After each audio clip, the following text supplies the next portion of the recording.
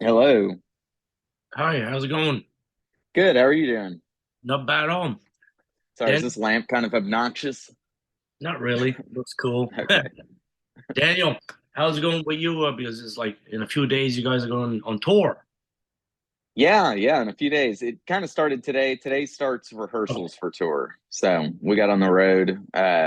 Well, we're all in Nashville today. So yeah, we're getting pumped. It feels good to see everyone again. I haven't seen everyone yet, but I got to the hotel room. Mark's already working on some tones for some of the new stuff we're playing on this tour. So yeah, we're pumped.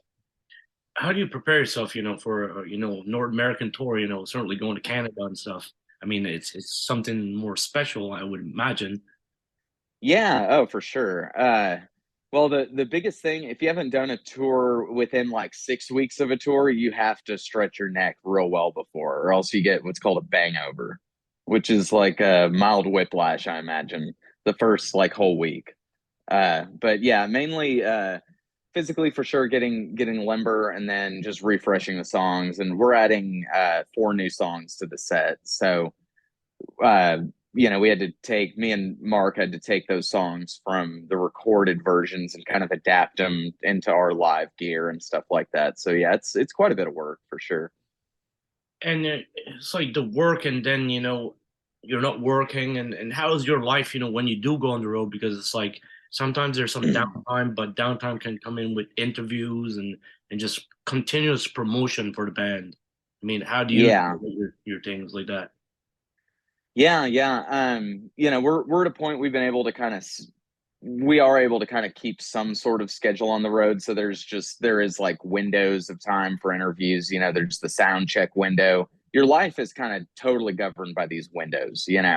It's like no matter what, I have to be at the venue, between 7:30 to 11 or something, because or at least like I have to be there at 9 for the show. Right. Yeah.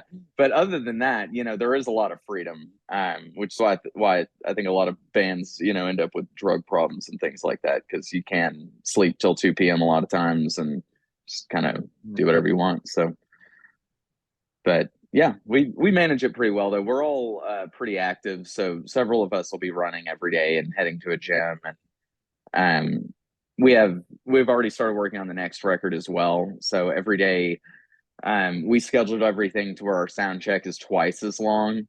So once just like the normal sound check stuff's done, we can start jamming some of the new songs together that we'll be recording probably later this year, early next year. So yeah, we stay productive for sure. It's like that with nothing more. You guys have such a big collaboration of songs. Let's say it's like we have like the singles, and then the heavier genre, and everything just mingles very well together. Certainly with the sound quality. You know, Oh, well, thank you. yeah, absolutely, it does. When you put it on Spotify or Apple Music in the car, it's right there. Then the song That's quality is awesome. very good. How long does it take, to invest your ears into this and saying this is the tone we want? Because I mean, the band's been going on for a long time, but Oh, totally.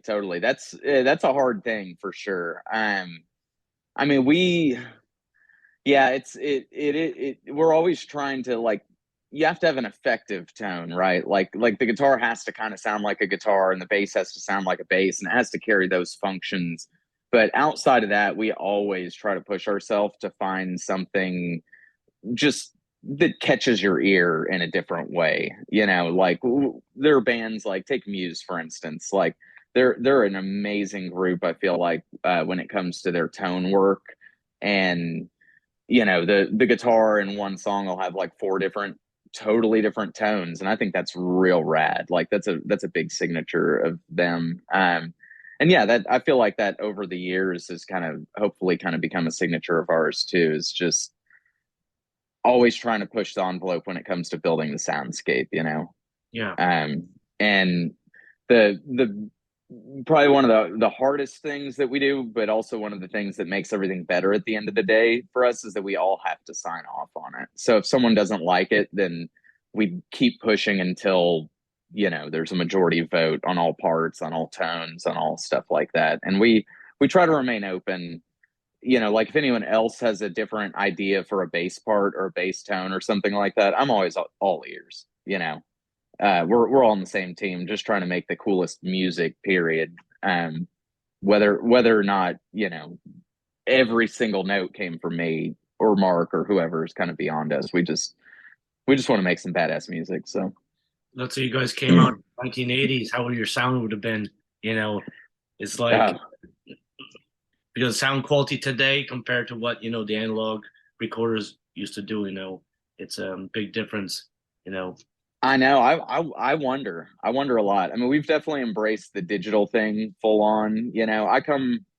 I grew up with a dad that played classic rock. A very dedicated musician, not a professional musician, but so yeah, I came from like me and Mark had big pedal boards, and what it sounded like coming out of the amp is what we have always been used to, and now it's a totally different world for sure. I think one big trademark for our sound that's been kind of cool is the band started out with two guitars, and then after a couple years we stripped down to just one, and that left this big hole for me to fill.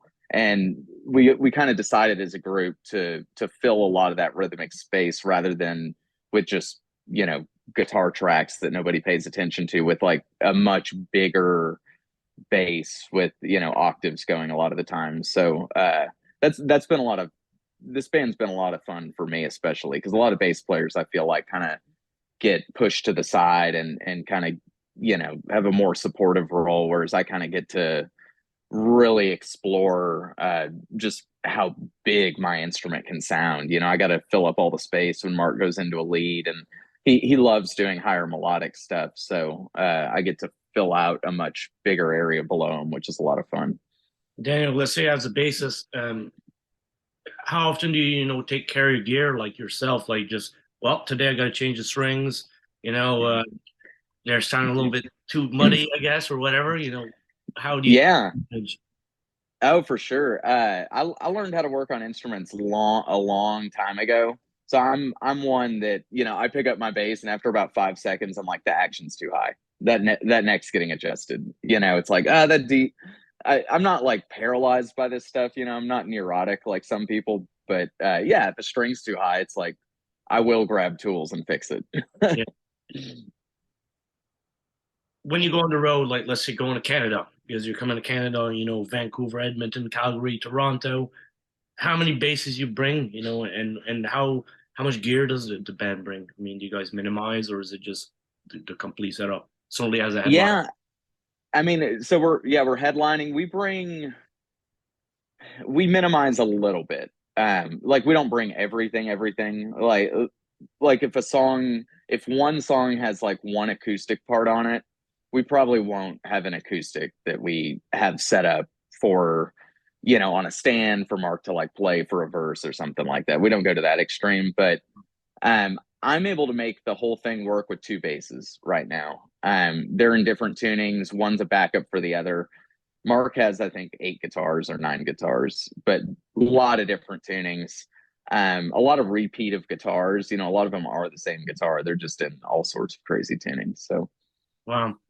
When you start yeah, bringing 8, 9 guitars, that's a lot of space with the cases because it it's a big old case. Yeah, it's interesting. There's like the tour life of the band, and then there's still us as individual musicians where it's like I just moved. I don't even know where my cases are, because my guitars always live in this like master case.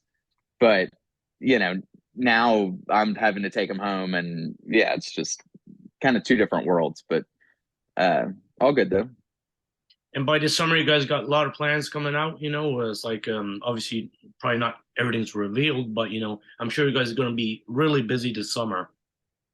Yeah, yeah. Man, this summer we're finally getting back to Europe.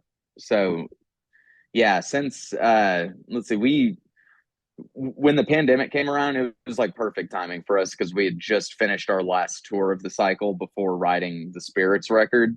So we didn't need to tour necessarily. But all of our Europe plans since the pandemic have been canceled. So it's been about 3.5 years since we've gotten over there. So Yeah, right. Pretty much 3 weeks after this North American Spirits tour, we head to Europe for the summer festival season over there. Um, and then we'll have the second leg of the North American Spirits tour coming up this fall. Okay. And So I'm sure yeah, going overseas, it's great too because the fans will have missed you first of all, and yeah, this is going to be a great overall for you guys. yeah. It'll be interesting to see, because just because we haven't been going there doesn't necessarily mean that like we haven't been growing. So we'll I don't know. We've been over to Europe probably 7 or 8 times now, so we're definitely anxious to keep going over there. So yeah, it'll be good. Well, Daniel Oliver, you guys have a great tour. North American tour, good old, and coming to good old Canada. So I'm pumped. I married a Canadian, just so you know, assuming you're Canadian. absolutely. All right, man. You take care. Yeah, you too. We'll see you on the road. Take it All right. easy. See you. Bye. Bye.